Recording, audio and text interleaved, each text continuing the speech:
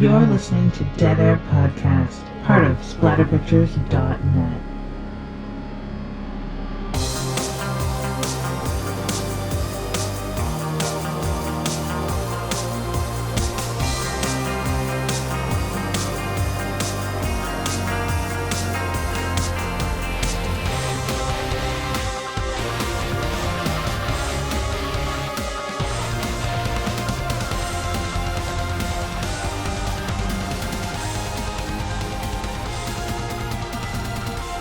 What's up, everybody? Wes, Dead Air Night with Always.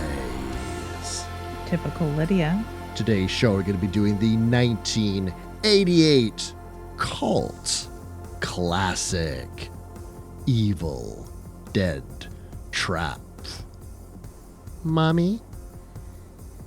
Oh, that's it. That's it, huh? I mean, you can't really get that clawing through the caul, busting through ribs, or giant spikes spearing a girl kind of sound, or the sound of a videotape. A lot of squelching. Yeah, like all those wonderful sounds, because it is a very sound. Oh, maybe I'm just thinking that it is very driven by sound, because it's very driven by soundtrack. There's this one jingle, little soundtrack, little giallo, mystical kind of whodunit music that plays incessantly. Yeah, It sounds like Goblin. very much so. Like straight up. Speaking of music lids, are you aware of what city pop is? No. City pop was a bit of a phenomenon that happened a couple of years ago. Not the genre of music, but the rediscovery of it. What it was pop music from Japan that was in theory oriented around the idea of the type of music that an upstanding Japanese salaryman might listen to after a long, hard day at the office, slamming some beers in a bar. It's light, guaranteed not to offend anybody, happy, energetic, but not too energetic. It's kind of like a healthy medium in between lo-fi hip-hop beats to study to and a traditional American-style pop song.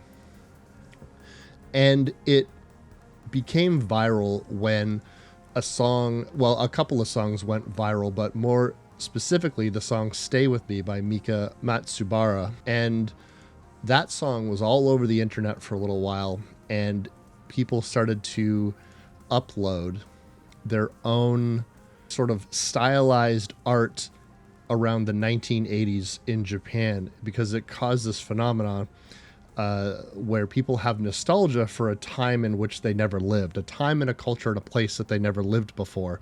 And so they kind of had like this artistic 80s interpretation of Japan. And that subsequently got a lot of social media accounts to post, repost, find clips of old 1980s anime, specifically zeroed in on VHS tapes, cassettes, old cars, old style clothing, just picking and choosing iconic images of old style anime that would reflect that aesthetic that everyone seemed to be clamoring for.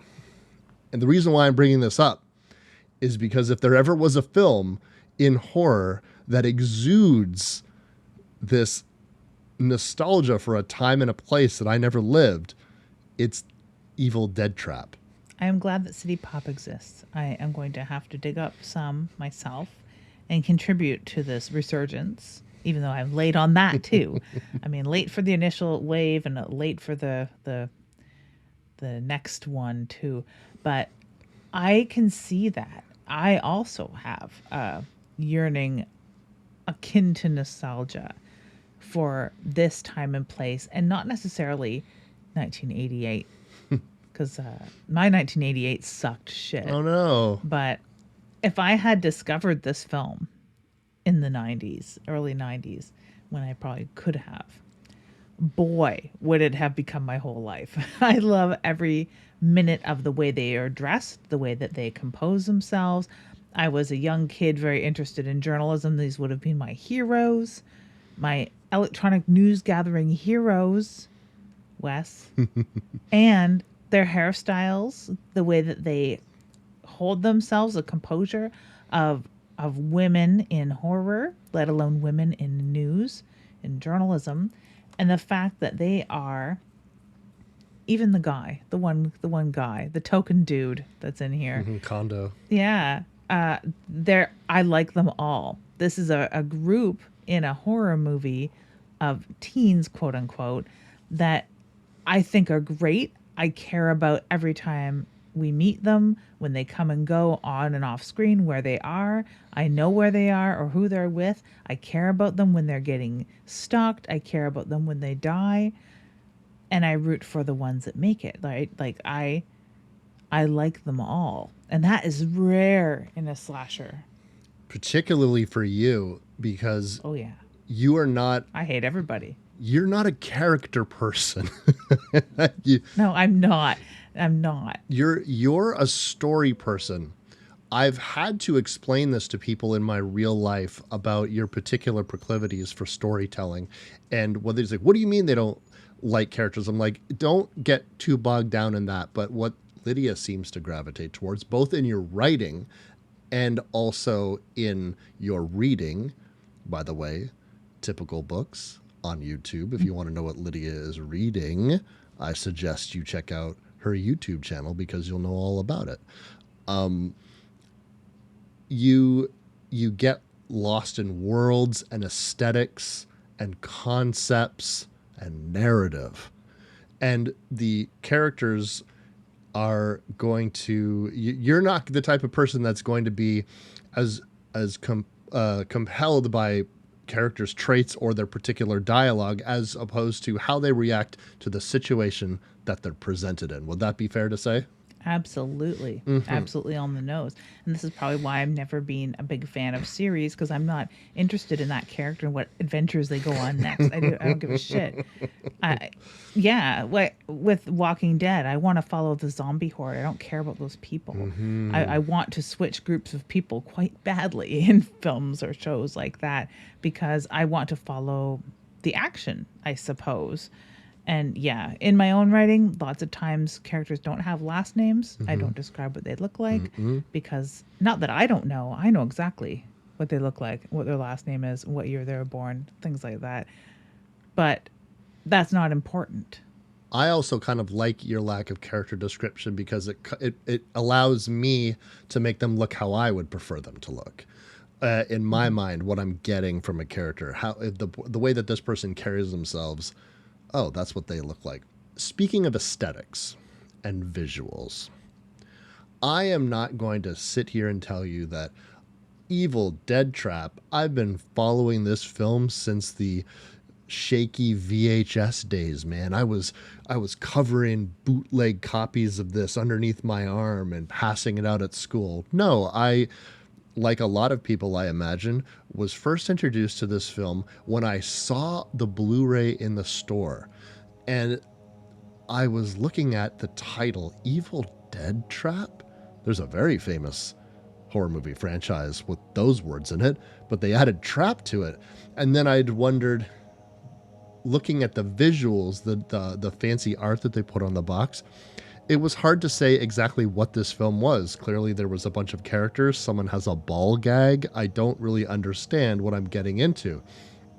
Is it like the famous, well, to a certain group of people, Japanese Evil Dead film, the bloody muscle bodybuilder from hell film shot on video, that I'm a big fan of? Is it like that? Did someone just straight ahead go ahead and make another Evil Dead movie? This would have been around the year that it would be pretty popular. No. And I kept thinking about it and thinking about it and thinking about it. It was one of those movie covers. It was a little expensive at the time. I did not buy it right away. But then, who came to the rescue? But Shudder. And Shudder had both this and its sequel on and available to watch. And so I did something that I rarely did, which was, I'm going to watch this first before I buy it. Any listeners of the show? What? Mind blown. You know what? Stop the presses. I know I have a reputation, a well-deserved reputation for blind buying things. I buy things because I like the box. I buy things because things speak to me and they get buried into my head. But there was just something keeping me from doing that, where I was worried that this would be far, far more of just a crime movie, like a slow burn crime drama, crime with like perhaps some dark exploitative like elements to it. I don't know. Like Story of a Murder or something like that. Hmm. And I've sat down and I watched the film, and within 24 hours, I was the proud owner of this on Blu-ray. I can see how that would go. I discovered it when Chris showed me it. It was part of his collection at the time when he first moved to Canada Land, and he had discovered it around the time, early probably, that Battle Royale became a phenom here in the North America. And at that time, it would have been very expensive because we all know how expensive it was to acquire a copy of Battle Royale. Yeah. It would have been cost prohibitive, especially not something that you want to buy blind. No way to be dropping like $80 or something on something that might not even play in your player. Yep. For crying out loud. So yeah, I was it was all new to me, and we watched the first and second. There's a third film as well, unrelated.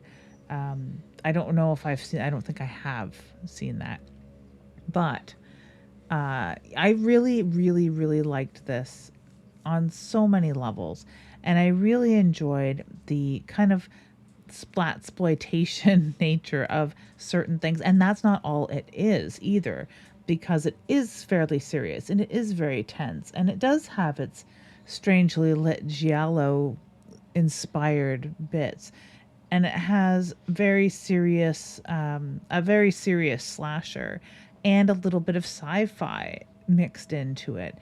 I mean, the silliest scenes are the fact that you have a guy in a fitted suit wearing flip-flops. Like, that's a serious, like, that travesty to me. It's so distracting too. Considering everyone's dressed so well. Oh my god, yeah. And they're like glittery gold flip-flops at that.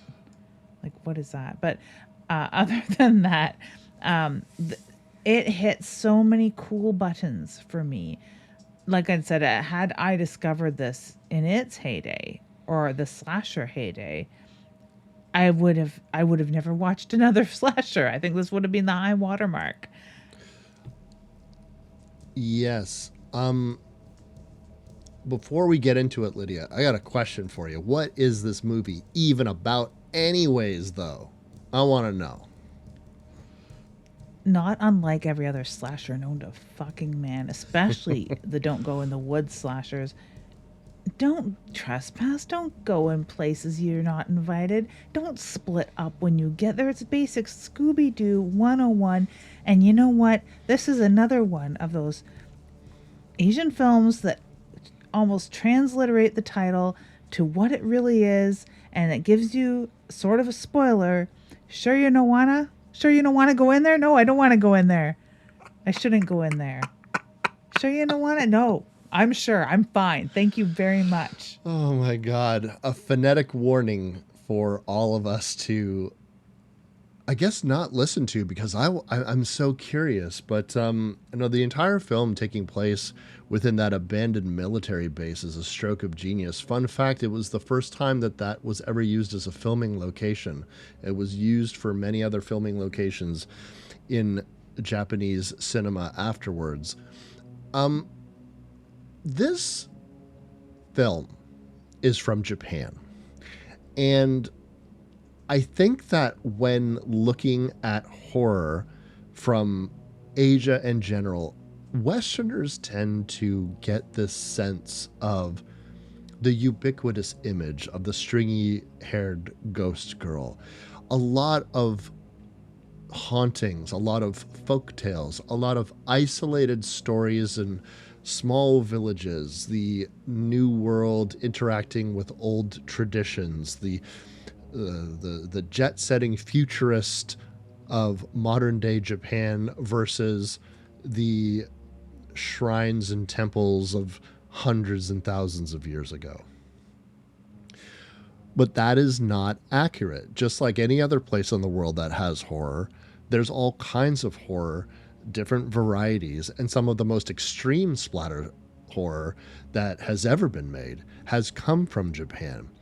Evil Dead Trap owing more to semi-modern films or semi-modern splatter films, what I mean to say, owe more to Evil Dead Trap than a lot of other things. So if you like films like Machine Girl or Meatball Machine or Meat Machine, if you like Robo Geisha, any of those types of weird films that are incredibly violent, also extremely surreal. We've covered a couple of them on the show.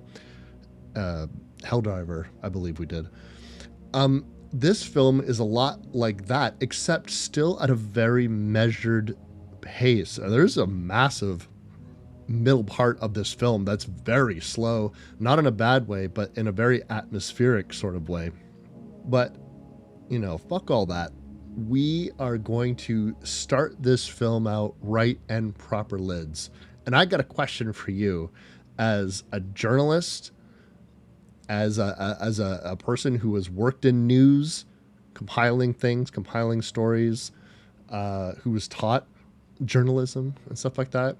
If somebody sends you a snuff film with directions on how to get to the shooting location of the snuff film, do you go? With police, perhaps, as part of a unit that is going in there to explicitly arrest somebody. I mean, no journalist that viewed the Luca Magnotic tapes visited that location until well after the police had been in and out of there. It's not a thing you do.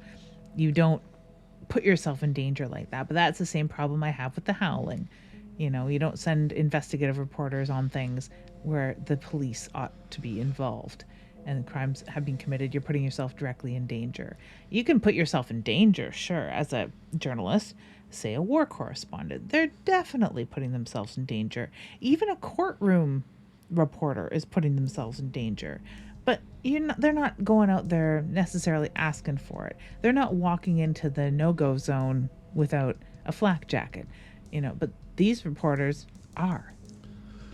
This goes back to probably my favorite and most interesting myth around journalism. Perhaps it was the journalism long gone. And I think we talked about this actually when we covered Ring, but it was journalist as detective. It's as if it's not enough I'm going to report on the information. I'm an investigative journalist. I am practically a detective. I am going to go to places. I'm going to trespass. I am going to get the scoop. I'm going to compile evidence. And when I have the crime, a murder of present or a murder of past, locked down, and it's all wrapped up, I'm going to call the police, and then I'm going to just hit send on my story to my editor. And that will be, and then the police came after I solved everything. It really makes it seem like journalist is kind of you're this roguish information gatherer that cracks cases and sends the real person that sends people to jail, the real person that uncovers the truth. Not police, Lydia, journalists. Especially in this day and age where people are salivating over the idea of defunding the police or thinking that the police are villains or useless or bloated or don't do their job anyway or are all bigots and racists and things like that, which is so far from the truth it's painful. And it's so far from the truth it's painful that any journalist could be a detective or vice versa, because the two really are mutually exclusive. Mm-hmm. You, as a journalist, have to protect your sources to a certain degree and can't use things that you've learned on confidence in a story in any way, shape, or form. And you need to back up all your sources, where a detective is quite the opposite. They're looking for things in confidence. They are using information that they've learned in unscrupulous ways to get to the truth. And a detective wouldn't be beholden to publicizing the things that they learn. They are held to a very strict code of confidentiality, usually by who's paying them. And it's quite the opposite for journalists. The two things, even though the ideas sound like they would work in your mind, and it sounds super fun to be a, Harriet the Spy kind of plucky investigative journalist that uses all the tricks of the trade of a detective to get to the real story and all that, and break it to the authorities so that they can finally go do their jobs and stop just scarfing donuts or whatever it is people think that cops do. So like, yeah, they are mutually exclusive. They're two things that don't work well together. They have to be embodied in two separate jurisdictions to work well together. You can have a journalist that works really well with a detective, but they can't be in the same body. They just can't. It does cut down on characters in a film. And this film's got a lot of characters in it as it stands. Nami is our lead reporter. She is the one that got sent this tape. Now we know as the audience that some mysterious individual is watching her investigative show that she has. Again, it's another late show where people are submitting tapes. Now she gets submitted tapes and even kind of rolls her eyes. Ugh, one of these again, which she assumes is fake until we get an incredibly graphic torture scene in which, I mean, an eye gouging that would impress Fulci. Yeah, yeah.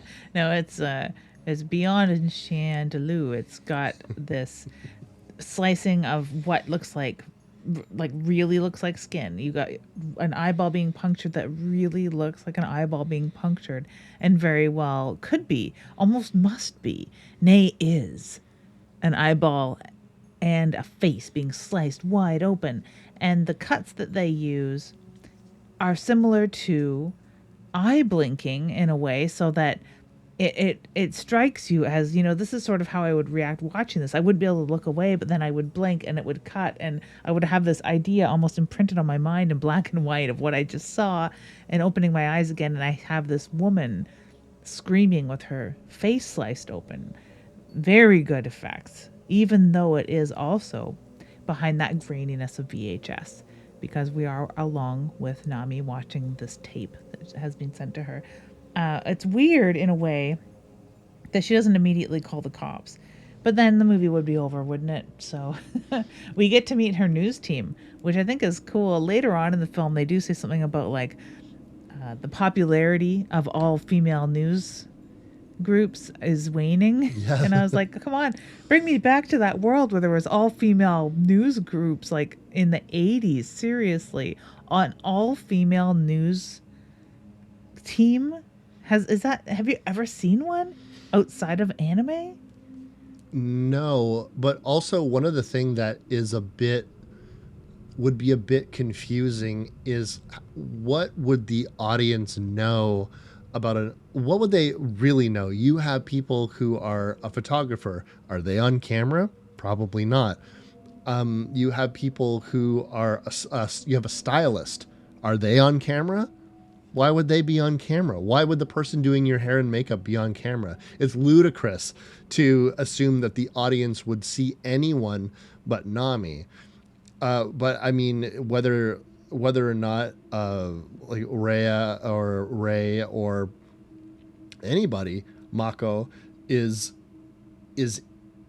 part of this team, all of their job descriptions, which you don't learn until the end of the movie, all of their job descriptions are all behind camera. Like maybe if they were a secondary correspondent or like doing streeters, but Nami does all the streeters.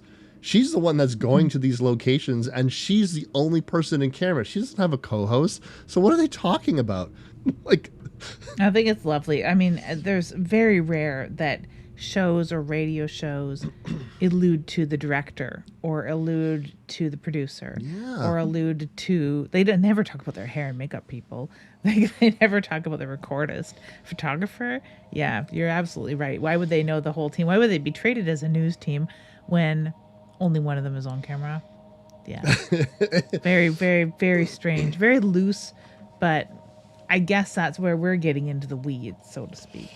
Because it's really about, let's all pile in the van, Scooby-Doo style, Yes. and head on out to this abandoned, you say it's a military base, an abandoned base. It was an abandoned American military base. And it had been abandoned for years. If you look carefully on the signage, it says that this one was built in 56. So you can see that this one would have been by 1988, been abandoned for quite some time. I don't know if it was people who in the American military base, if things got shipped off to one of the other islands or what. I only know of one for sure U.S. military base in Japan. There might be multiple. I'm not sure. But in this case, they're into this atmosphere or this environment with this impeccable atmosphere. We got rust, Lydia. We got chipped paint. We got fog. Even the daytime, it's this hazy overcast with these long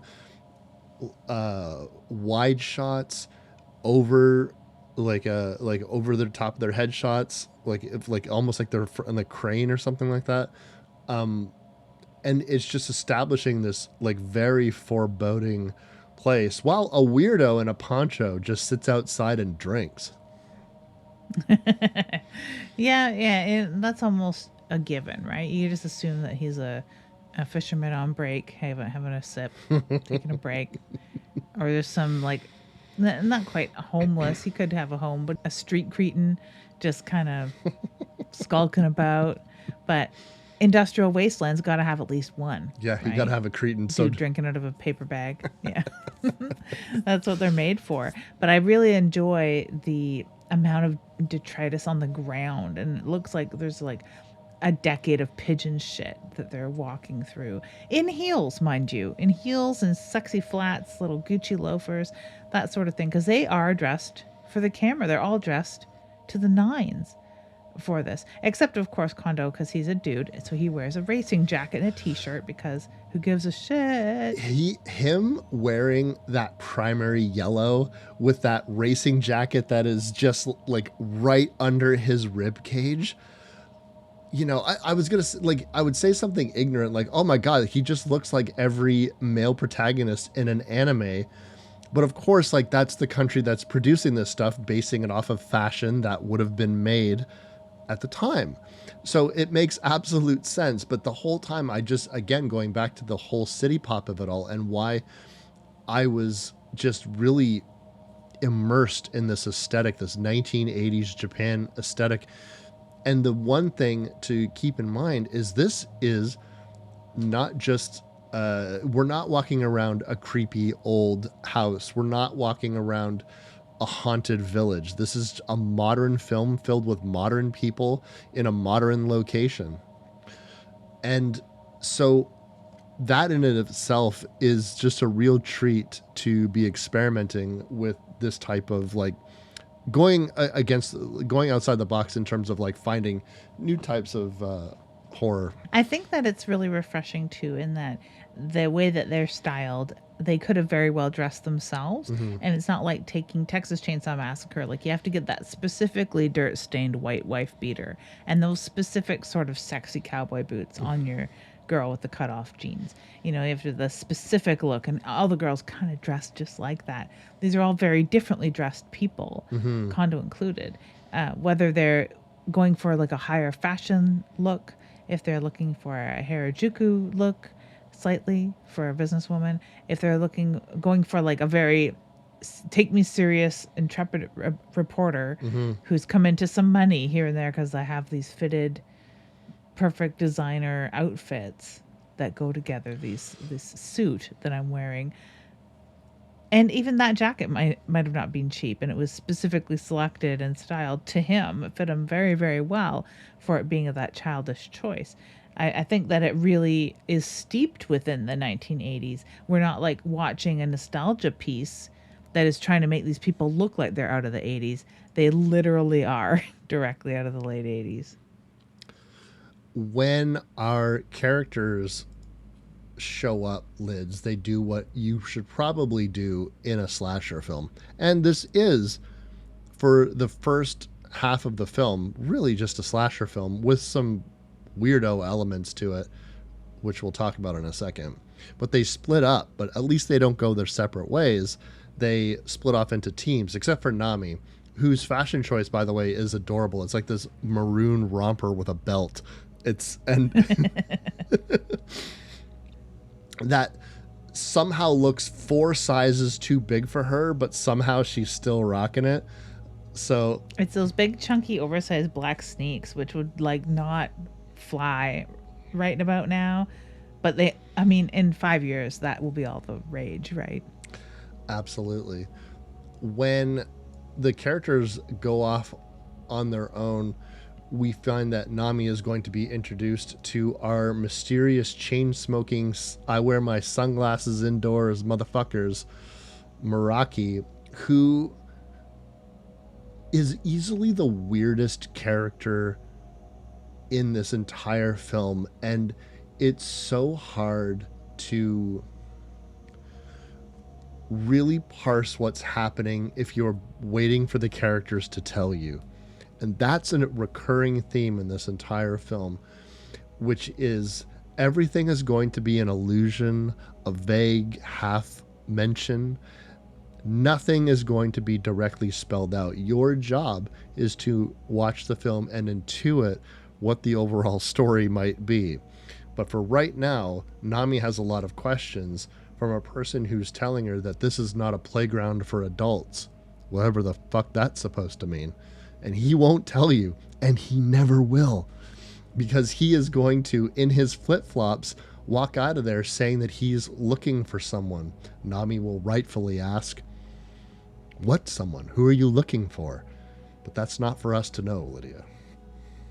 No, he even goes so far as to mention way later in the film that I told you it wasn't for adults, not actually explaining what the fuck he's talking about.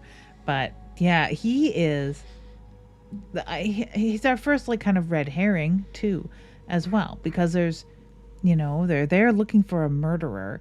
He is being elusive and creepy and weird. The whole very nice suit that fits him very well. It's definitely a tailored suit that looks like it's worth some money, and the flip-flops alone freaks me out a little bit. His nonchalant attitude. Does he live there? Does he answer this? No. Does he know anybody else that's been around there? No. Has he heard about this snuff film? Does she ask him? No. Like, very, very, very weird and elusive dude. And the fact that she, as our intrepid reporter, doesn't really question him too much and lets him walk away.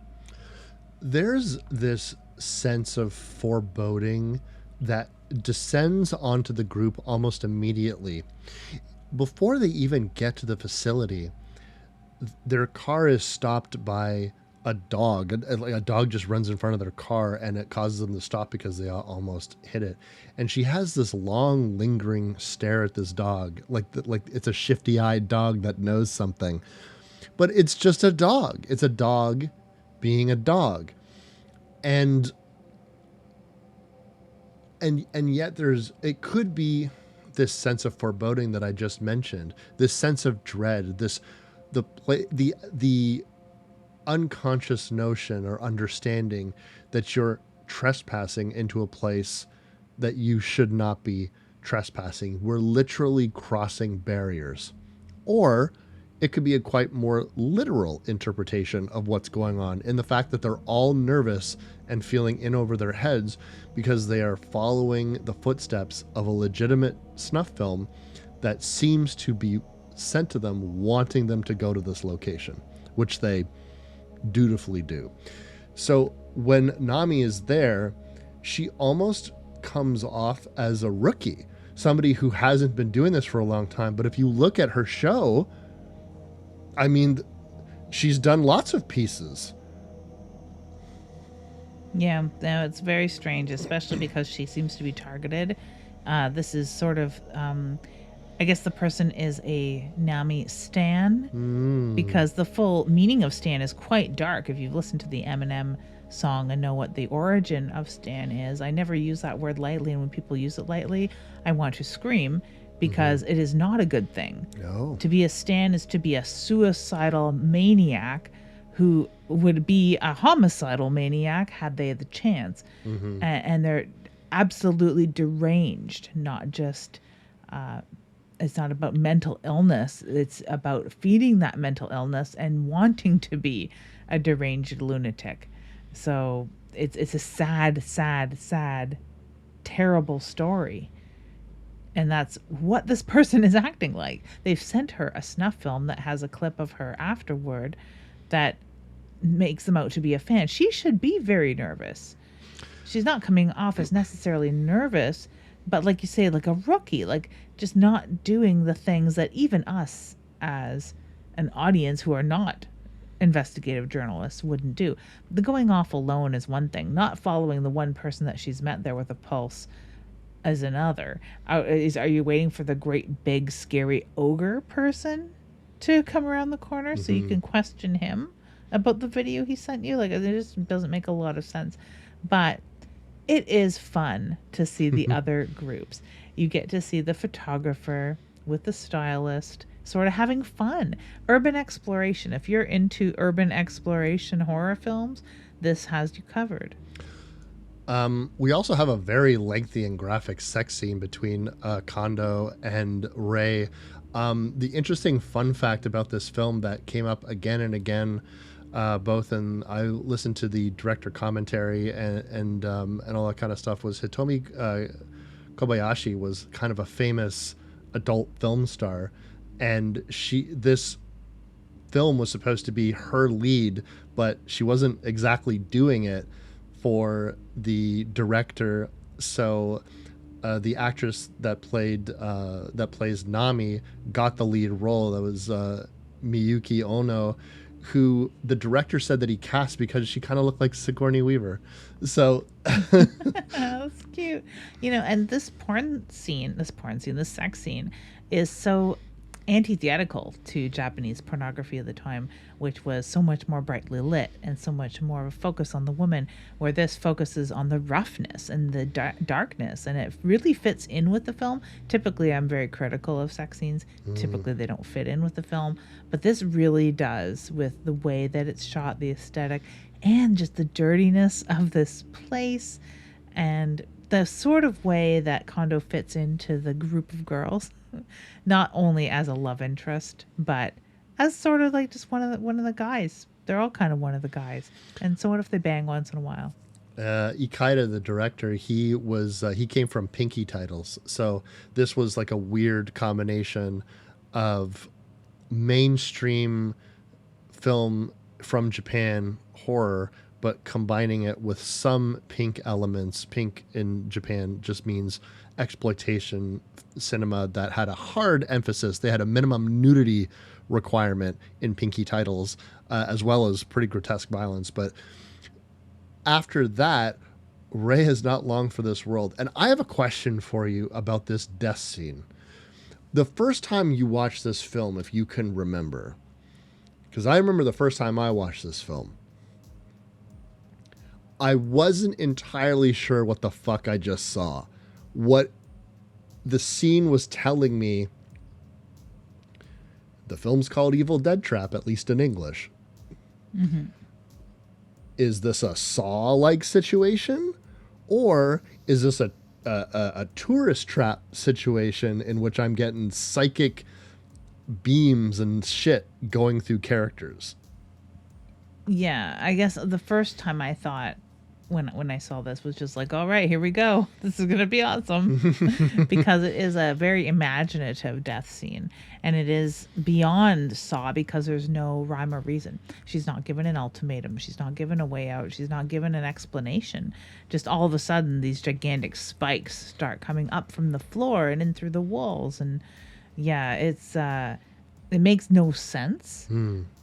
but it is a fantastic spectacle, and it does work in that sex and violence way where we had just seen her at her most vulnerable, and now it's beyond vulnerability as she's been fully penetrated in many angles by hard metal. So it does combine those very basic elements of what titillates a horror viewer at the very base level. It really does that very early on in the film with someone who's not necessarily our lead, but may have quickly become our favorite just for her attitude. So I really liked the positioning of this. I like the setup of this. I like the aftermath. I like the way that her body reacts to it. She acts this whole scene very, very well. So I loved it. But I didn't know where it fit. I thought, okay, so this whole building is maybe just booby trapped everywhere, and that's what we're gonna get is everyone walking into these traps because it's an evil dead trap. But that's not really where it goes. I wish it had in a way. That's a whole different film. Yes, that third act reveal, holy fuck. But this moment, I was thinking booby traps for sure. And that lingering shot of her dead, skewered but sitting, her hands crossed in front of her just so as the camera leans out. It's a beautiful shot. And Yeah, there's it's just, on the cover of some of them. oh, is it interesting? Yeah, yeah. I just think it's just really iconic and lovely. As lovely as Ray was herself, but she's no more, and the rest of our intrepid group of reporters are none the wiser. Now I don't have to worry about mixing Ray up with Rie because the two mirrored names, I think, are a very, very subtle foreshadowing. Oh, that is actually kind of, yeah, you know what? I never thought about that. I know that if you look in various places online, they'll go ahead and spell Raya or Ria with a Y to help you out. But in the subtitles that I saw, they are literally just shifting that E and that I between those two names. And I mean, Jesus, like my learning disabilities were on full display where I was like, wait, this character's dead. Why are they still talking about this character? I've probably seen this film since first watching it 5 times, and I'm still discovering things about the plot and the characters as each viewing kind of goes forward, up to and including I didn't even realize until the last time I watched this film that the fucking snuff film had directions to this facility. I was like, how the fuck do they know where to go? Well, it's because you watch it fast forward. It's all there. I thought they were just following landmarks really the first time because it reminded me a lot of that conspiracy theory that 12 was it 12 monkeys or is it conspiracy? It's conspiracy theory where there's oh well, I mean it even happens in Ring and other movies. They're kind of following a picture, in that Scandinavian miniseries The Killing, they're following pictures. That's a good point. That's a good point. When they are going through this facility, all hell is going to break loose because this presence is going to make themselves known. We got a scary poncho man. And not only do we have a scary poncho man, we have a gimp? What do you want to call this? The man in the van. I don't know. I don't even know if he has a name, but yeah, I am very weirded out by him. And the fact that few scenes later, there's a full-on rape scene where they're having a conversation through it. And I remember watching an old Japanese crime film where a guy's getting killed, and during this murder, while he's dying and his wife is being forced to watch, he's giving recipe for sausage. An old family recipe because he wants her to know it. This guy, I could only describe to you, dear listeners, as a horny Renfield. What if Renfield didn't want to eat flies and rats and perhaps even a cat? What if instead he had a ball gag in his mouth and he talked about the killer as if he was some sort of errant god, and then he just had to get his rape on? When you're looking at this film in the context of it being a slasher, and what we have here is a maniac who has booby trapped this place and lured the object of his affection, because that's what we're dealing with right now. We don't know for sure that's what the story is, but all the context clues and all the narrative so far has told us that that is what the situation is. It makes sense that he has captured somebody, tortured them, and this person has some kind of Stockholm syndrome.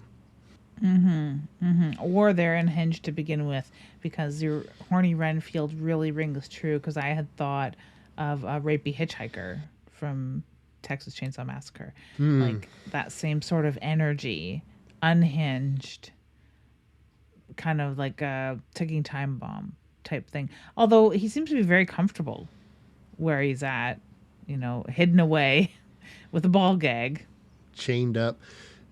Yeah, the reason why I say Renfield is because of his reverence for the killer, as opposed to he seems to be accepting the fact that he could escape that place if he does enough favors for his master, for his keeper. They're going to realize what happened to Ray when her body is swung into his. This next sequence of events is fucking chaos. Absolutely fucking chaos. Because Nami and Kondo and Mako are going to be like Scooby-Doo, clutching to each other and walking down this dark hallway. Raya is there as well. And all of a sudden, this fucking body swings in. The body reveal here is weird. Like, what are these plays? Like, it really also lends to the idea that not only has this place been kind of booby trapped, not only is there one, two, maybe more people skulking around with intent to harm, to some degree, it's just a dangerous fucking place. Now there's pulleys along the hallways that can hold bodies on meat hooks or whatever. What the hell? It's almost like they can't even decide narratively what this building is supposed to be. Like, we know what it is because it is, but sometimes they're referring to it as a bunker. Sometimes they're referring to it like, sometimes it just looks like a warehouse. Sometimes it looks like a fucking old like processing plant. It's like the director Ikeda claimed to have never really seen horror movies. But there's Oh, really? that was his claim, even though so much there's POV shots that remind you of Evil Dead. There are close-up shots that remind you of Argento. There is graphic torture scenes of eye gouging that's like a Fulci thing, or like you're watching New York Ripper or any of these films like that. And this is all coming from a person. There's tons of the film that I see tossed around a lot is Videodrome. It seems like there's tons of influence to Videodrome, but yet he claims not familiar with any of them. So, and I'm not going to call a dead man a liar. I don't know. So so if he says it's just a coincidence, it's just a coincidence. But it's hard not to fucking notice all of this shit because, maybe they're trying to do like a Texas Chainsaw type thing with these meat hooks and swinging in bodies, and it just seems like it's scary. But it just seems that you want, and I swear to God, gang, blink and you'll fucking miss it. Blink and you'll wonder what the fuck happened, and you're definitely going to wonder what happened when the next time we see Kondo, he doesn't even have a fucking head anymore. He's got no body. He's just a head. Meraki is going to be like, how many of you guys got killed? Oh, look at that. And we just cut to what happened to him? We don't, like, there's no death scene. We just have his head. Which is kind of nice in a way because we've expected some sort of body reveal that will be shocking, that's going to top having your friend's body swung toward you, or having, there's some very interesting, not even a dead body reveal later on that looks quite interesting. They're doing interesting things with bodies, and it seems very like nonchalant, like you said, like, oh, just look over there, just to have a decapitated head come rolling around across the roof and poof, oh, would you look at that, kind of thing. It seems like the opposite of what they are going for here with the shocking body reveals. But yeah, it's a shame because he was something different, Not that these girls are interchangeable by any means whatsoever. They're all very, very different girls. And following Rhea back to the truck is one of my most favorite things in this because it breaks up that tension, yet heightens it because it's the last thing you want to do is be alone here. And you're thinking, what is she going to do? Hop in this truck and drive away to get help and leave everyone stranded there? She didn't even tell anyone that's what she was doing. Well, she did have a date later. This sequence is great. It really reminds me of the tension building scene in Hell Night, where Linda Blair is trying to get her car out that front gate of this facility, of the house. But in this, you really think for half a second that she is going to get away. Like, I genuinely feel like, okay, I guess, because we forget about our ball gag rapist Renfield. The man in the van, because that's what he becomes to me entirely. And this is where they have the rapey conversation about the people, quote unquote, the two of them that have been keeping him here. The two that are one is a very interesting turn of phrase. This scene is fucking baffling. For shock, for the exploitation factor, that is something that for whatever reason I understand. But the fact that you still have conversation that is going to be delivered to a character who ain't gonna be able to tell anybody else about it is very interesting, because in effect we have two different reveals for two different characters, both of whom will never be able to communicate that information to each other. So it's just us watching them discover the same information two separate times between two separate characters. Now, the man in the van is not exactly explicit with what he says, so it's open to our interpretation, but it's to give us a sense that something beyond a typical slasher is happening here, perhaps something supernatural, or perhaps good old-fashioned madness. That could be the attributing it to. But we know that while watching a film like this, it's probably not the simple explanation of, oh, he's just crazy. There's got to be another element to it that they're not exactly being forthcoming with in this moment. We see this assault going on and on and on and holy shit and on. And meanwhile, if you want to look elsewhere, I recommend you do, because the gates close. And then all of a sudden, the penetrator gets penetrated. He gets skewered by, again, these sort of mysterious, like, rebarb, it's Metal shit. just getting stabbed by metal. And it's not, let me tell you, they will never explain exactly what the fuck is going on, because you're thinking, okay, so what is the situation here? Things are moving. Are these on motors? Is this telekinesis? Like, what are we dealing with here?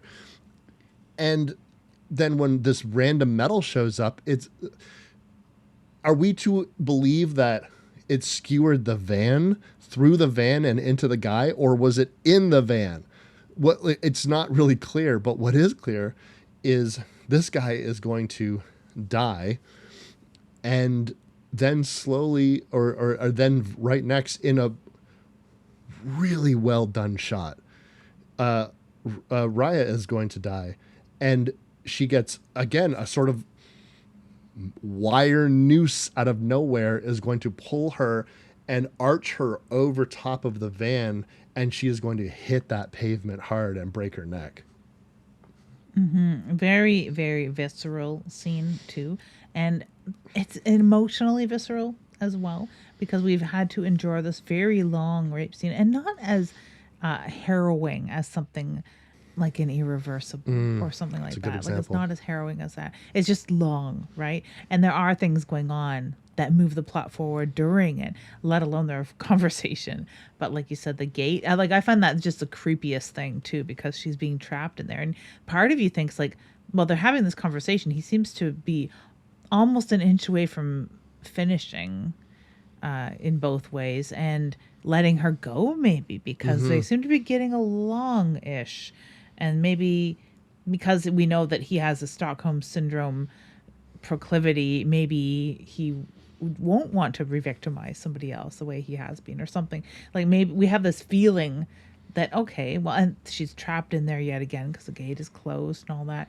The news comes in at a weird angle, and we do see our weird poncho villain is orchestrating this, but at another weird angle. So it is like, did this come in on some sort of crane machine? Mm-hmm. Are there more machines going on in here? Where did this very high tensile strength wire come from? It's like a tow line Mm-hmm. kind of wire, very strong, obviously, because it lifts her right up her feet. And emotionally visceral, I say, because while her body's being lifted over the van and being dragged across the top of the van, you can still see her pantyhose tangled up in her feet. And it's just Mm-hmm. like, oh my God, the shit she just went through. Mm-hmm. Wow. It Unbelievable. And to come to such a quick demise, yeah. You know her friends are just going to find her body. Depending on how many of them get back to the van. If any of them get back to the van, it's just going to be this crumpled heap with a random dead dude in the back of the van. Like, unbelievable. Harrowing. really, really very much so. It's this film has the has aspects of it that seem almost silly and lighthearted, but then it'll smack you right down to earth. And then when it does and you forget about it, it's going to smack you back down there one more time to let you know that we're in serious horror territory. Mm-hmm. And we're also going to deal with a level of sadism and cruelty that this killer has that again is up to us to interpret why this is happening in the way that it's happening. And I think that's exemplified brilliantly by the death of Mako, which is so fucking interesting. What we have here is we see Mako now done up in white face paint, and she's wearing a weird PVC type dress, for lack of a better description. She is tied somewhere. We can't really see where she is, and she is being projected to Nami via CRT TVs, old monitors, and she is begging for help, and she is calling for Nami to come and help her. Nami is now attempting to go to this location, and when we see what is happening here, there's again more of that wire tied to the door handle, and that wire that tied to the door handle is tied to a crossbow, and that crossbow is pointed directly at Mako's head. And so when Nami is attempting to pull the door open, we as the audience member see what's going to happen. She's going to get hit by that bolt, but they don't do it. It misses, and you say, "Oh my God, well, I guess that's the end of that." No, because when Nami enters, when she realizes that the bolt has missed, she realizes what the situation was. But oh my God, thank God it missed. The stupid apparatus, Dennis the Menace motherfucker, screwed it up. She takes 2 more steps into the room. There was a second wire that we did not see, and it triggers a humongous machete to swing down and hit Mako in the head. Incredibly graphic scene, cutting deep into her head, killing her. And then you ask yourself, what was it for? Why did you want to set up a trap, make them think the trap failed, and then have a different trap, a secondary trap, go off and finish the job? Very much like Saw. Like, you want to believe there's some sort of lesson being taught here. Spoiler alert, there's not. Yeah. But like, I really enjoy the fan service of the scene where, you know, when you're watching a horror movie and the killer puts a plastic bag over the person's head and you're like, just reach up and tear a hole in it, you fucking moron. And when they do that, you're like, yes, finally, somebody didn't just flail around acting like a suffocating victim instead of like not being a suffocating victim and tearing a hole in the bag. I love that in a horror movie. So this one is like somebody's tied to a almost circus level trap of like, ooh, a crossbow is going to go off, like a knife throwing gig. And they just move their head to avoid it. And you're kind of like, yes, finally, somebody. Oops, there's another tripwire and they're dead. And they're dead in an ingenious way. There's no way that that knife could have failed because she is tied to that board.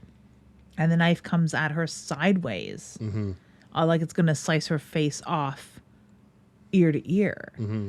Not across where she could dodge it in any way, shape, or form. The fact that it cuts the ball gag off, another like very visceral moment that makes you just think and also gives them a reason to linger on that dead body and see sort of what the effects of that sort of injury would be. You know what I kept thinking about? This guy doesn't seem like too fastidious, let's say. I bet you those ball gags were in other people's mouths, and I doubt they were washed at all. I doubt they were washed. Like, I don't see it happening. I think because we know that the guy in the van had a ball gag. We know that Mako had a ball gag, which tells me that there's some dirty cardboard box somewhere full of like saliva crusty ball gags that sweaty, dirty people screaming for their lives have all had in their mouths. And then when he dies, he's like, well, I'm not made of ball gags, gang. These things are expensive. And so... and he just tosses them in the box and the pigeons roost top and put pigeon poop on them. Oh, yeah. So they don't know and they don't care. I didn't even think of the poop lids. There's probably rat shit in there. There's like all kinds of things. We know that there's snakes and infestations in this place. There's like a dead owl in one scene or whatever. So, yes, gross. Fucking disgusting. That's all well and good because Nami is our final girl, except she has now got to go around the facility with her flip-flop wearing, chain smoking, seems to be having increasingly chronic chest pains, speaking in riddles. Meraki, what a weirdo. What a weirdo. And the fact that she trusts him and doesn't just say, you know what, give me the gun. Give me your lighter. I'm abandoning you here, you weirdo, because you obviously live here, are a homeless, weird freak person who is not helping me whatsoever. So I'm just going to go. I do like the exchanges between them, though, especially involving the lighter, where, like, another horror movie fan service moment of, isn't that lighter hot?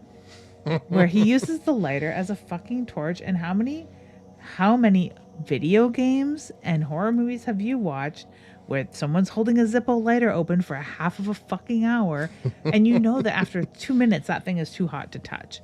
And she is holding it by the lid daintily as like far away from the flame as she can because it's too hot to hold. And he's just grabbing it. Like, that's pretty good filmmaking too, because they must have just swapped out lighters or something for ones that he could hold because they are too hot to hold. And it is this no nerve ending thing that he has. He's like, oh yeah, I've been like that since I was a kid. My nerves are fried. Congenital insensitivity to pain. or CIP is used in a couple horror stories and quite well in a VC Andrews story that follows later on, well after the Flowers in the Attic. It's her grandson ends up with that as an affliction.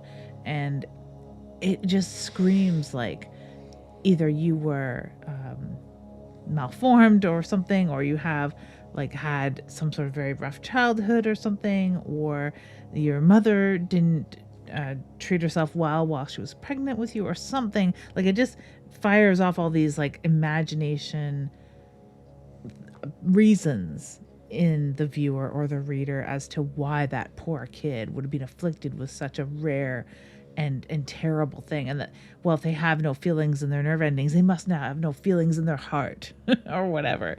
So he's obviously a fucking psychopath because he has no nerve endings. And that's the feeling we get, because we're not just treated to this information in a clinical setting. We're treated to this information while they're scrabbling about in the dark in hallways, up and down what seems to be almost sewers, lit overhead by scant fading daylight, with steam and almost like a Freddy Krueger nightmare scenario. That's when we're treated to this information. It's so hard to parse the geography of this place. And I know that we've talked about it a couple of times before, but it really bears repeating that it is not entirely clear. Are they below ground? Are they ground level? Where are they going? Now, Meraki is going to explain that he is looking for his brother. And his brother is someone who is a bit of a brat named Hideki. And Nami also shares a little bit of information that she also had a younger brother who had passed away in childhood. I don't know what the point of this information is, but perhaps to have a little bit of a connection between these characters. They're going to try to have another connection a little bit later, which is going to, I guess in a weird way, give you some context, but not an explanation, if that makes any sense. The one thing that I kept asking myself while watching this film in terms of Nami, if she is with this person who, okay, he's got a gun. He is, during Mako's death scene, he shows up again miraculously. And he attempts to chase off whoever's doing this. We assume his brother Hideki, but we are not really sure. He gets shot by a crossbow bolt. Also, after Mako gets killed, there's like a weird point in which the killer, the masked poncho wearing killer, is like throwing fucking fireworks at her and throwing more crossbow bolts. And you're just wondering, where the fuck is all of this going? What are you doing? Are you trying to lure her to a specific location? Because you're not trying to hit her. There's tons of times in which Nami is not being hunted in the way that makes any conceivable sense if you're trying to kill somebody. It's almost as if she's trying to get funneled somewhere. She's terrorized and she's rattled. She's seen all of her friends die. So she's not thinking rationally as a reporter. But then she does one of the strangest decisions. This doesn't ruin anything for the film for me, but I really want your interpretation of it. We have a point in the story in which it is daytime out. They've been there a whole day. It's back to morning. The sense of time passing is not exactly clear. But you enter this very Silent Hill section of the film in which Nami comes across the van in which they arrived. And she suckles at the open can of coffee, which just makes me think of those Twin Peaks commercials, which is great because we're in a very foggy Twin Peaksy-like environment, like Silent Hill, in which, Twin Peaks had a big part in. And instead of hopping the fence, instead of trying to open the fence, she sees the man in the van. Who the fuck is that? She has this breakdown of powerful scene, where she sees Raya dead. She had a date. Mako had a like a report, or like a report that she needed to do for the next day. All of these people came to this facility because of her, and they're dead. She goes to look like she's leaving after the killer retrieves those bodies and drags them off for some unknown purpose, a little cat and mouse game. And she doesn't leave the facility. She instead goes back. Why? I don't really get it either. I don't know why. And it has to be fan service because there's nothing that she can do as an unarmed, for the most part, like chick who doesn't really know the lay of the land either. So she has her buddy's gun eventually. She has a flashlight now because she's gone to the van. So not entirely unarmed, but useless. And I would be worried personally that those things would be used against me because I am just a bumbling fool. I'm not a tactically trained SWAT tactician cop or anything like that. Like, there's no way I'm going to be up against this person who has killed multiple people. And there's other people here, maybe. I'm not sure. If I were a character in this, I wouldn't be able to be sure that it was only my flip-flop wearing chain smoking pal back there. You know? You've already found a body that was of a person you've never seen before that didn't show up. And maybe this was the killer, but then you see the poncho killer that has been stalking you this whole time. So you know there's another person there. Is she back? Does she go back for some sort of loyalty to Meraki, this guy this weirdo that she just met and she's had a few conversations with? Does she think, I got to go back? Or is it the reporter in her coming to life and saying, I got to see this through? Or I got to see this through because this is all my fault. Regardless of who's back there, just sort of I gotta make things right because this is my fault. And I'm not sure what viewer, like, because I don't know a lot of people, and I certainly don't know this sort of person who would be watching her standing at that gate, unlocking it, ready to go into town, get help, call the cops, but she looks back at the facility and then closes the gate and latches it again. I don't know who's watching this going, yeah, man, yeah, fuck yeah, that's what I would do. Yeah, she's my hero. Because she really gives this look of like, I'm going to leave. And then she sort of like turns back defiantly as kind of like no, I'm not leaving. I'm getting revenge. It's not that, because if that is the motivation, could we have a line of dialogue or anything that expresses anything that character be going through at this moment in time? Because really what it seems like, if you were looking at this strictly as a slasher, which up until this point it basically is, it would be as though at the end of Friday the 13th, you're in the van driving away from Camp Crystal Lake, and then you slam on the brakes, turn it around, and drive into the water itself.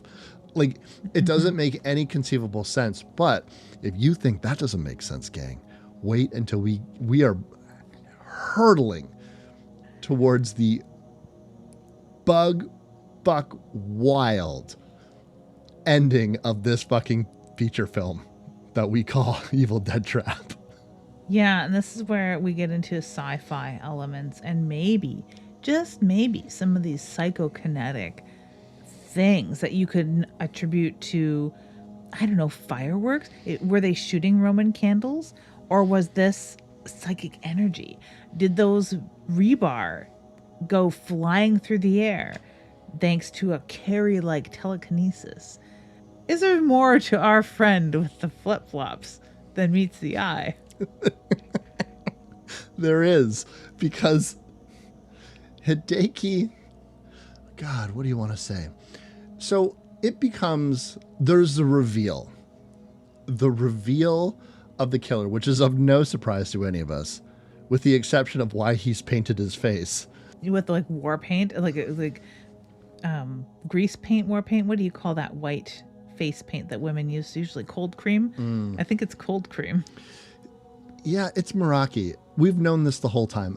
Like, from the moment he showed up to the moment he took his mask off. It was Meraki. There's nobody else. There's absolutely nobody else that it could be.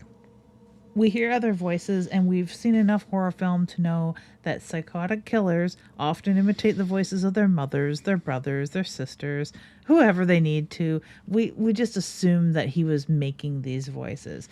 It gets a little more complicated. It certainly does, because Meraki seems to, this is beyond standing.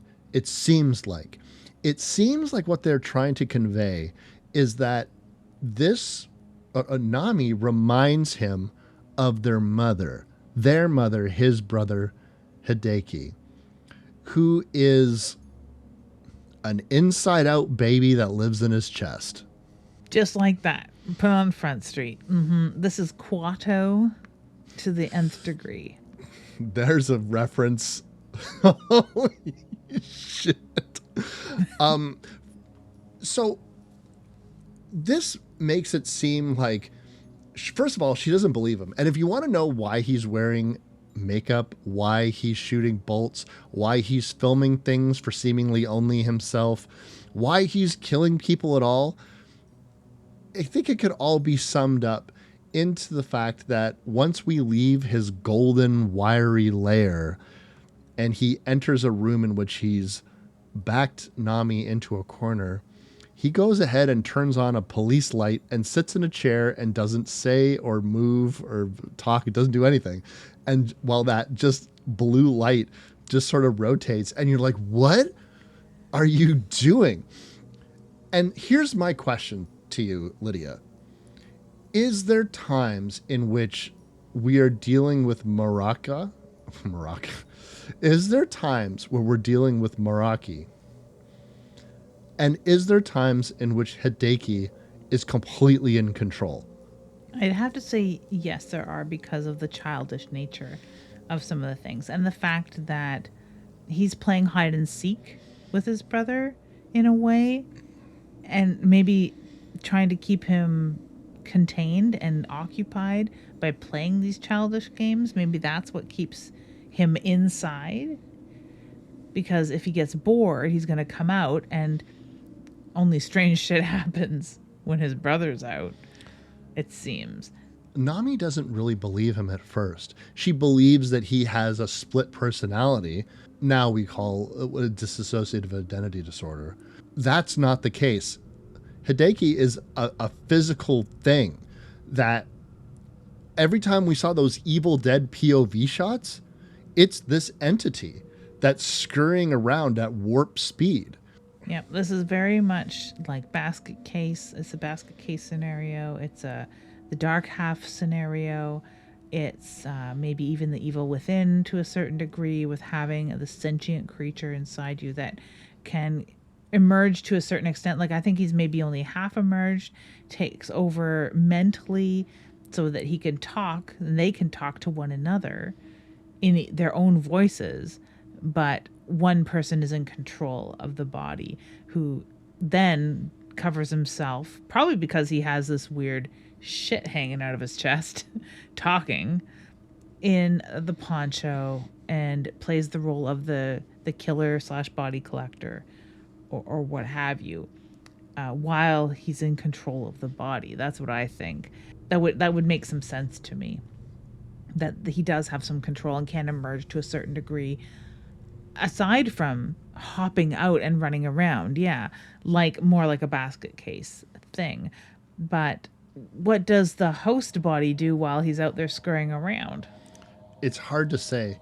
On the one hand, you might get the sense that they would die if they're separated for too long. But it's also not entirely clear. But the fact that Hideki could control Meraki makes sense, because this guy is going to oscillate from I'm a dangerous killer that is here to kill you to like, no, stop, save yourself. Oh, hold them back. Hideki, no.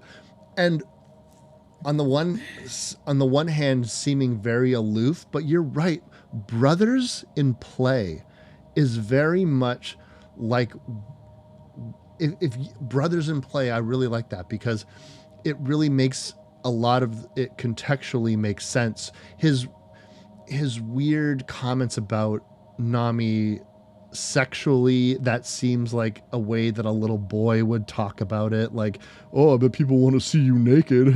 like what are we why are we talking about this? Like, this doesn't make any fucking sense. And then you think, oh, is it because he's been obsessed with her as sexually the entire time? Well, or is it a mother thing? Is it both?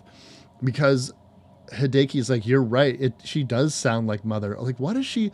First of all, she doesn't really look like your mother. Second of all, I don't have any context for how she sounds. Like, is it because Nami was almost scolding him that they felt like she was being more maternal towards them? It's like, no. And also, there's no real motivation or explanation about why they're killing people in the first place. Is this for entertainment only? I guess. Like, is killing people really that fun? Nami accuses him of being a pervert and going all that lengths, but Meraki is going to attempt to stop his brother from killing her, which is what he was doing the entire time anyways. But maybe he was a prisoner and Hideki was always in control when these murders are occurring. And it must be some weird sort of like protective older brother thing going on. Because despite he sounds quite young, Hideki sounds and acts and thinks quite young.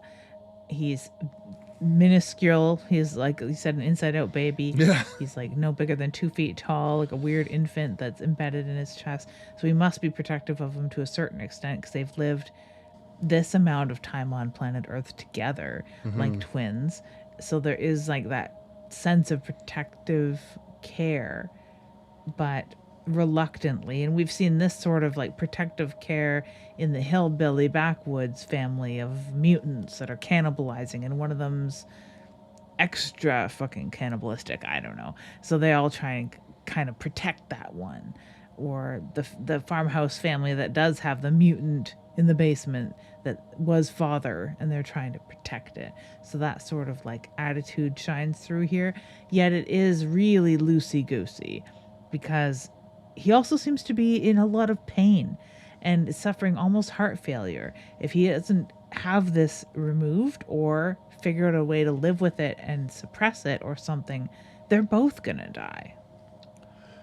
They have a really cool technique of filming this where we see the black and white grainy VHS style POV of Hideki zooming all around Nami. She does end up shooting Meraki and then going a step further, burning Meraki's body. And then what's in a really remarkable scene, just because you can't believe that we've come here. Like, all of a sudden we're fighting an inside out baby. It's flying around. This guy gets shot. He turns on fire. He turns into a cadaverous, burnt skeleton man, like with a skull face. And now she's fighting that, which what I would assume is he's dead, because he has a very long death scene that where he's like, oh, I'm dying. And he's like, gets up and starts walking around. I'm like, holy shit, are you sure you're dying? But, but eventually, he says, Hideki, now in full possession of this unsuitable body, he grabs Nami and says, "You're mine." And she then stabs Hideki's fetus face with a piece of glass, and he pitches his ass out a fucking window and fucking falls apart. Unbelievable. It is bar none like the most warped ride, because we've gone from weird like journalist thriller drama to gore, like really grotesque exploitation level of gore horror film, to an intriguing thriller horror that is nightmarish landscape with a very robust and sentimental sort of feel for other films despite the fact that the director says he's never watched a horror film. I mean, it really has everything in it. And then we go to straight up bizarro. And really well, because I think that with the effects here, if they didn't have the effects, it would just be goony. And yeah, it is a little goony, but it is very well done and very visceral, because they have what appears to be a cow's stomach as a caul over this baby. And it looks very lifelike and very realistic. So it is grotesque and nightmarish, along with a lot of the other aspects of the film that are, but in a very bizarre way, because we don't all have mutant twins emerging from our chests like an alien creature. The shots and the production for the extremely low budget and the speed in which that this film was made, they didn't have a lot of time to make it. It's remarkable the shots are as good as they are. And I'm not saying it's like, well, they're pretty good considering they had no money and no time. I mean, there are shots that are beautiful. Hideki's major reveal, backlit by that yellow with the fog and the dripping, it looks like something out of Alien.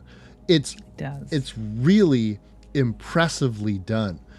And there's so many lingering long shots. There's so many examples of just beautiful cinematography in a film that without it, I feel like this whole film so much relies, for me and my enjoyment, on just aesthetic vibes and what they're able to accomplish with the practical effects, to the point in which I watched this film multiple times, and only when I was really thinking about it did it occur to me how little sense this fucking movie actually makes.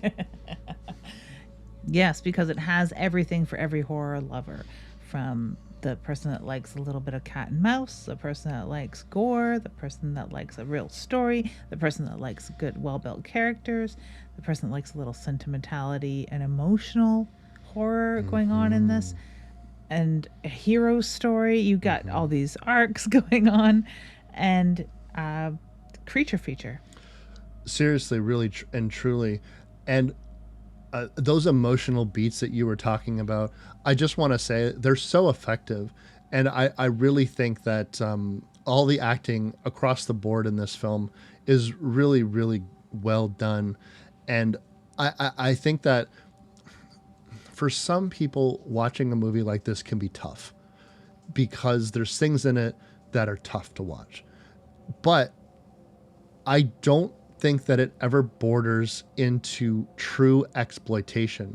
And the reason why I say that is because the gravity of what has happened is dealt with and acknowledged within the story, and fairly quickly and believably.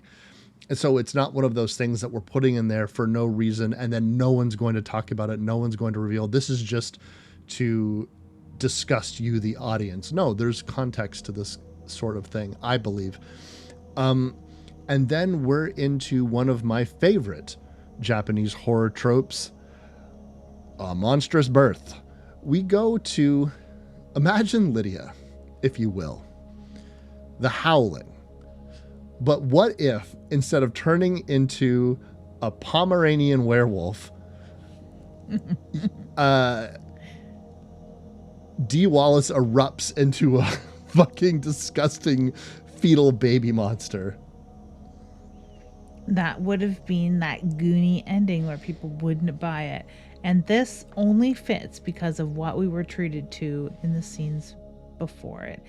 If she escaped the Evil Dead trap by leaving through the gate, and then this happened, it would be like those really goony endings to lots of 80s horror, where the corpse sits up and bites the guy's dick off and then the credits roll or whatever. It would just be up there with that. Like, oh, they just wanted a shock ending for whatever stupid reason. And it is like a gory thing. So if it was also a different movie where every single death is a set piece, which it's not, like you'd pointed out, it's not exploitative in that fashion. There are some set piece deaths, not gonna lie, and I enjoy every single minute of them. But not every single death is a set piece. This is not another one of those either. it would have fit in with that, though. It just fits in because of the weirdness of Hideki that we've come to know, the weird psychic transference. Like, how did she get impregnated? Through the throat scabs? Is that how? Psychically? Because she is quite impregnated all of a sudden. And if the creature design was any less spot on with a human baby, and things like having the sinewy caul over the face and things like that, it's just a grotesque scene. We would be absolutely out of there. We would have checked out entirely once it says mama, because it would have just been comical, but it's not, and it fits and it works. It's funny that the one bit of comedy that I really feel like they genuinely go for is that detective at the end of the film, that it seems like Nami waking up in a hospital is right out of Friday the 13th, right? But and so we're back into slasher territory. But him looking at the no smoking sign, and he's like, oh, well, I'm going to smoke anyway because it's the 80s. But when I was watching it, I couldn't help but notice that the speed in which it was like, for your sake, don't bring up that Hideki stuff. This is what happened. You went to this facility. There was a maniac there. Your team got killed, but we searched high and low for the creature you described. And he's not flat out saying that we think you're nuts and we don't believe the Hideki part of your story, but we crossed our T's and dotted our I's. But what he does say implicitly is that if you tell people this part of the story, they're going to think you're crazy because we think you're crazy. So just keep that to yourself for your own sake. That's how he says it. And so she is able to report and do her story and honor her friends. You see their images in the piece. She talks about, their sacrifice and the fact that they were killed. It's kind of harrowing to think about the fact that she just went back to work. And she just has a whole new team now. All these people have been replaced immediately for that next show. And so here she is, business as usual, stiff upper lip. I do wonder who handed that lighter to her, which makes me wonder, and this is a question I had posed to you, is this birth real, or is it a hysteric delusion upon seeing that lighter, whomever delivered that lighter to her? I can buy the cursed aspect of it. Hideo Nakata would do that 10 years later in Ring with Sadako's fingertips. That's an indication that you have been marked and cursed. So perhaps Hideki is just a curse. So there's not like a biological aspect to this thing impregnating her. It just manifested out of her. I could buy that if you say so. Or is she just fucking have PTSD because she did a thing where horrible things happened to her and all of her friends were killed? I could see the detective having, whoever found her body, she might have had the lighter on her, and they would have taken it away in the hospital and thought, oh, this is her lighter, she'll probably want it back, and just go to where she's filming and be like, hey, can you give this to her, because Nami dropped this lighter. I'm not gonna say where, because I'm not gonna say, we found it on her half dead body before we parted the hospital, and it'll probably cause her great trauma to hand it to her or whatever, but it could be a delusion triggered by that lighter, because no one else knows exactly the story that lighter represented but her, because it coming back to her doesn't make any sense unless someone thought it belonged to her, because they give it to her with no real context, right? It's not like, hey, here's that lighter, you know what this means, and we know you know, and now you know we know. It doesn't work like that. It's just like quite randomly, nonchalantly, oh yeah, here's your lighter back. And the sequel won't answer any of these questions. So, because it is very loosely, Hideki is in it, but it is almost like, and here's another adventure with Hideki.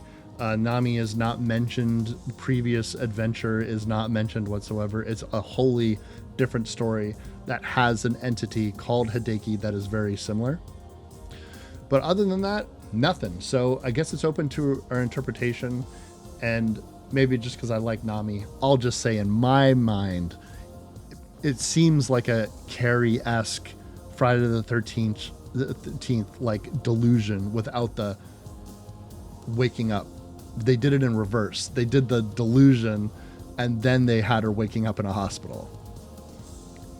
Yeah, I wish that there was some explanation to this, except that we'll have to be like, we don't know what was real. Throughout this whole movie, there was a lot of times where we were, the wool was pulled over our eyes. So this is what's happening again. We'll never know.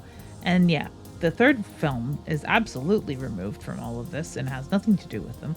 So maybe we'll do part 2 someday. I would be up for that. Yeah, me too. But in the meantime, what do we got next for them? Coming up next, we have the horror show, which is House 3. And if you want to talk like 80s horror, I really loved the first House film.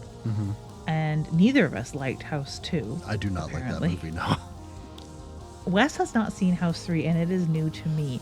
It's one of those sequels that's not a sequel, that may be known by another name, and it is a forgotten sequel. It's a Sean Cunningham film. It fits really well into what Splatter Pictures strives for, which is unearthing some of these really cool gems and talking about really cool slasher films that we may have not seen or may be extremely important to the genre.